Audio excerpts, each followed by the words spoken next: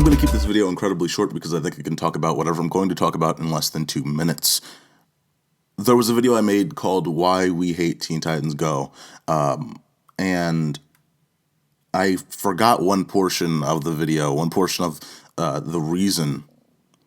And I believe this is a very big reason, and it just came to me pretty much. That's what she said, but it just came to me when I was going through Cartoon Network's YouTube clips. They just uploaded a clip talking about Beast Girl, or presenting Beast Girl, and for a moment I remembered what really bothers me with some of these sort of short-form comedy-based shows, and why we were upset about the potential of Teenage Mutant Ninja Turtles turning into that, and why we were upset about a lot of shows going in that direction.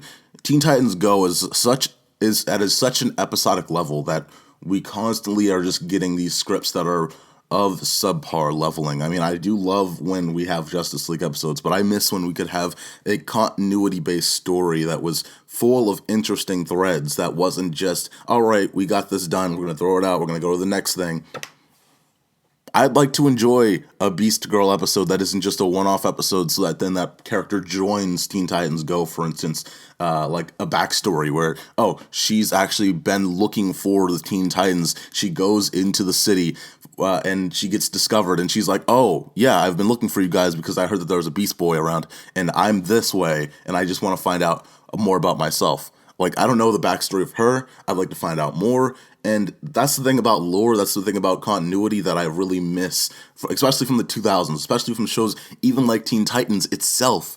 And that's the problem that I seem to have more and more with these shows than I do with the jokes, than I do with the brainless humor of it. I just really miss when you could have an episode and it would matter, and they would actually count that toward the long-term story, and it'd be like, okay, well, this character's here for this, and this character's here for that, and okay, that makes sense.